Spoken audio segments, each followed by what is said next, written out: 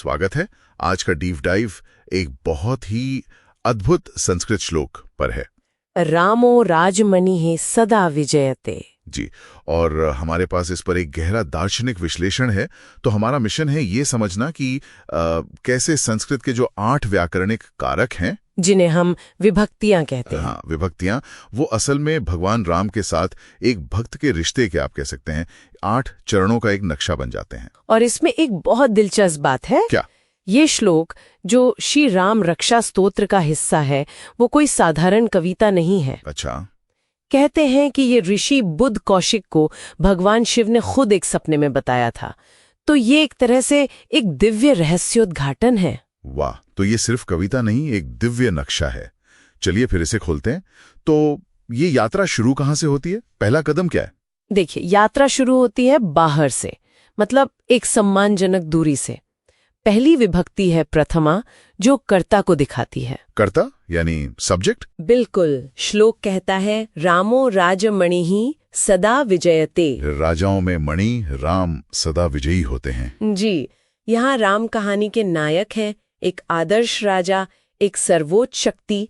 हम बस उन्हें दूर से देख रहे हैं और उनकी महानता को स्वीकार कर रहे हैं। ठीक है, तो पहले राम एक आदर्श हैं, एक बाहरी हस्ती। ये रिश्ता मतलब व्यक्तिगत कैसे बनता है? वो होता है दूसरे कदम पर, द्वितीय विभक्ति के साथ, जो कर्म को दर्शाती है। ऑब्जेक्ट? हाँ, लाइन है रामम रमेशम भजे। मैं राम की पूजा करता हूँ। बिल्कुल। अचानक से मैं यानी भक्त इस समीकरण में आ जाता है। अच्छा। राम अब सिर्फ एक राजा नहीं है, वो हमारी पूजा का कर्म बन गए हैं। तो रिश्ता बाहरी अवलोकन से सक्रिय भक्ति की ओर बढ़ गया। पूजा तो ठीक है, पर राम तो अपने कर्मों के लिए, अपनी शक्ति के लिए जाने जाते हैं। वो एक योद्धा हैं। हाँ। तो क्या व्याकरण उनकी उस सक्रिय शक्ति को भी दर्शाता है? बिल्कुल, यही तो तीसरी विभक्ति तृतीया का काम है, जो साधन को बताती है, मतलब किसके द्वारा। अच्छा, बाय हुम? जी, रामेण अभिहता निशाचर चमू। राम द्वारा राक्षसों की सेना का नाश हुआ। हाँ, यहाँ हम उनकी शक्ति को एक सक्रिय बल के रूप में देख रहे हैं, जो अंधकार को मिटाता है। वो सिर्फ पूजनीय मूर्ति नहीं, वो एक रक्षक है। तो अब तक हम राम को एक राजा के रूप में देखते हैं, फिर उनकी पूजा करते हैं और फिर उनकी शक्ति पर भरोसा करते हैं। यहाँ से समर्पण कैसे आता है? वो आता है सबसे महत्वपूर्ण पड़ाव से, चतुर्थी विभक्ति। चतुर्थी विभक्ति? रामाय तस्मै नमः, उस राम को नमस्कार। संस्कृत व्याकरण का एक बहुत सुंदर नियम है कि नमः शब्द के साथ हमेशा चतुर्थी विभक्ति लगती है, जिसका भाव होता है अर्पण करने का, कुछ देने का। हाँ, यहाँ भक्त खुद को अर्पित कर रहा है।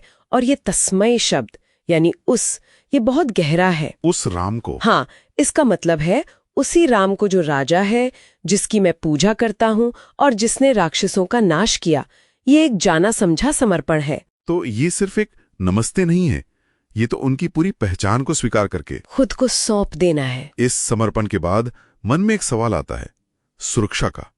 क्या भक्त अकेला रह जाता है? नहीं, और यही पंचमी विभक्ति दिखाती है, जो अलगाव या श्रोत को दर्शाती है। सॉस। श्लोक कहता है रामा नास्ति परायणम परतरम, राम से बढ़कर कोई दूसरा आश्रय नहीं है। अच्छा। यहाँ भक्त को ये एहसास होता है कि सारी सुरक्षा, सारा मोक्ष, उसका स्रोत राम ही है।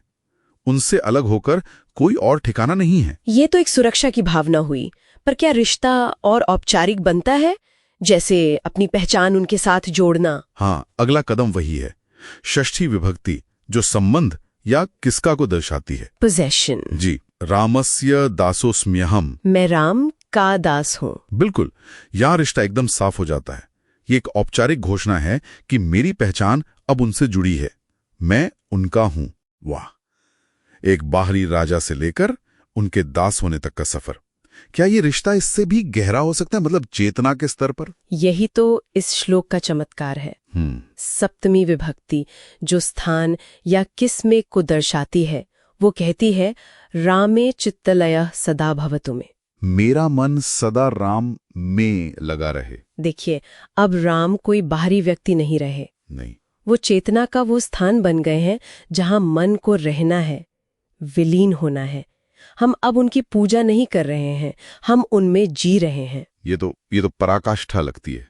जब भक्त और भगवान इतने करीब आ गए तो फिर बातचीत का तरीका कैसा होता है? वो होता है अंतिम चरण, संबोधन, एक पुकार। हे राम, मामुद्धर। हे राम, मेरा उद्धार करो। व्याकरण के सारे नियम पार करके अब भक्त सीधे उनसे बात कर रहा है। कोई औपचारिकता नहीं। कोई नहीं, बस एक सीधी दिल से निकली पुकार। तो इसका निचोड़ क्या है? ये श्लोक सिर्फ व्याकरण के नियम तो नहीं सिखा रहा। नहीं, बिल्कुल नहीं। ये हमें दिखाता है कि कैसे एक भाषा की जो संरचना है वो आध्यात्मिकता को समझने का एक जरिया बन सकती है। सही बात है। व्याकरण यहाँ एक जीवित, सांस लेने वाली चीज है जो हमें ईश्वर के साथ हमारे रिश्ते के अलग अलग चरणों से गुजारती है। कर्ता के रूप में देखने से लेकर कर्म, साधन और अंत में हमारी चेतना का निवास स्थान बनाने तक ये एक आध्यात्मिक रोड मैप है। इस श्लोक की तुलना अक्सर एक श्लोकी रामायण से की जाती है। हाँ, करते हैं। जो पूरे महाकाव्य को एक श्लोक में बता देती है। लेकिन जहां वो रामायण आपको ये बताती है कि क्या हुआ, वहीं ये श्लोक आपको सिखाता है कि उसके नायक के साथ संबंध कैसे बनाया जाए। क्या खूब कहा। ये सोचने पर मजबूर करता है कि क्या किसी भाषा की आत्मा को समझने का सबसे अच्छा तरीका उसके व्याकरण के माध्यम से ईश्वर से प्रार्थना करना हो सकता है। स्वागत है आज का डीप डाइव